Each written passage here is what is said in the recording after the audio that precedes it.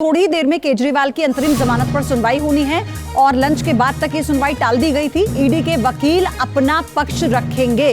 दोपहर 2:30 बजे के बाद फैसला आ सकता है। ये बड़ी खबर इस वक्त आपको हम बता रहे हैं। आज एक लंबी जिरह चली है, दोनों पक्षों ने अपनी अपनी बात रखी है। जस्टिस संजीव खन्ना ने ईडी से कई सवाल पूछे जिसका जवाब रखा गया ईडी की तरफ से। ईडी के वकील ने जवाब रखा और उसके बाद अब ये तय होगा कि अंतरिम जमानत अरविंद केजरीवाल को मिलती है या नहीं। थोड़ी ही देर में केजरीवाल की अंतरिम जमानत पर सुनवाई होगी। दो सहयोगी मेरे जुड़ चुके हैं मेरे साथ। सुप्रीम कोर्ट से हैं मोहित राज दुबे और दिल्ली से मेरे सहयोगी रुमानुल्लाह खान हमारे साथ जुड़ चुके हैं। मोहित, अब से थोड़ी देर में फिर से जो जिरह है दोनों वकीलों की वो शुरू हो जाएगी। मोहित हमारे साथ जुड़ चुके हैं। मोहित हमारे साथ सुप्रीम कोर्ट के बाहर से। मोहित, आप बताइए इस वक्त, क्योंकि 2 बजे के बाद से फिर से सुनवाई शुरू करने की बात की गई थी।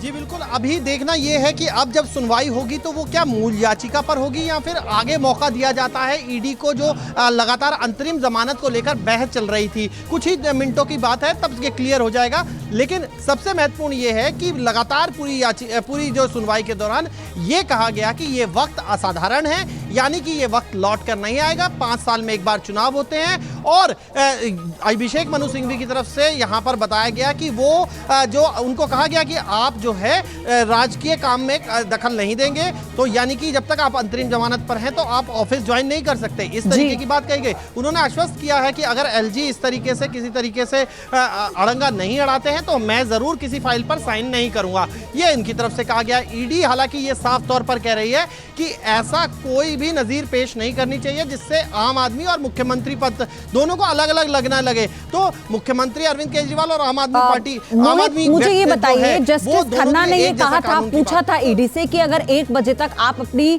जो पूरी दलीलें हैं वो रख सकते हैं तो फिर 2 बजे के बाद हम अरविंद केजरीवाल को आधा घंटा देंगे। तो क्या ऐसा हुआ? लंच से पहले सारी दलीलें रख दी गई थी ईडी के वकील की तरफ से, और अब क्या इंतजार होगा कि जब अरविंद केजरीवाल को समय दिया जाएगा कोर्ट की तरफ से?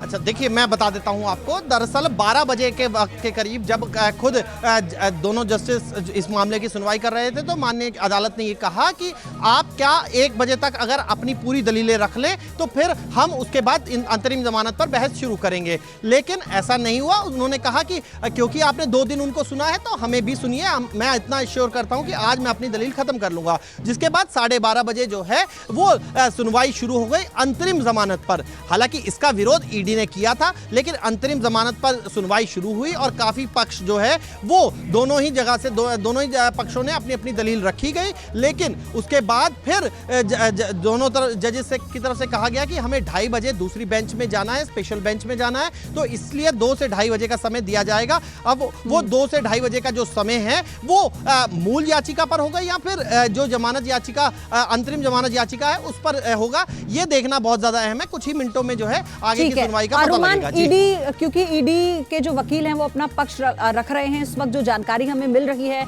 अभी और क्या डिटेल आपको मिल पाएगी और कौन कौन सी दलीलें और बड़ी बातें वो रखेंगे?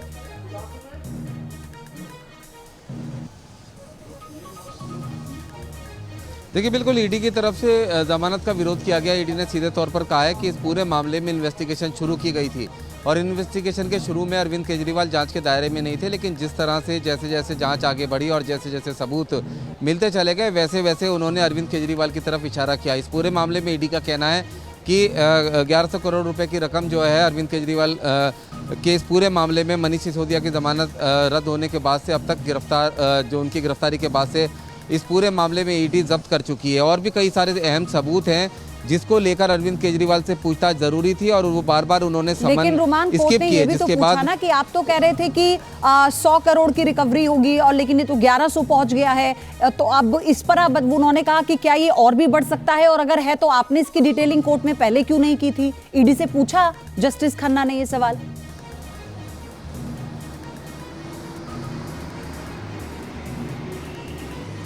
देखिए, बिल्कुल जो रिकवरी की बात है वो सीधे तौर पर 1100 करोड़ रुपए की रिकवरी की बात ईडी ने की है। इस पूरे मामले में एक अंदाज़ा था, एक लमसम अंदाज़ा था। ईडी का कहना है, जो सूत्र बता रहे हैं कि घोटाला इतने का हो सकता है, लेकिन जिस तरीके से तमाम जगह पर छापेमारी की गई और जो पैसे सामने आया, जो रकम जब्त की गई वो ईडी के पास है।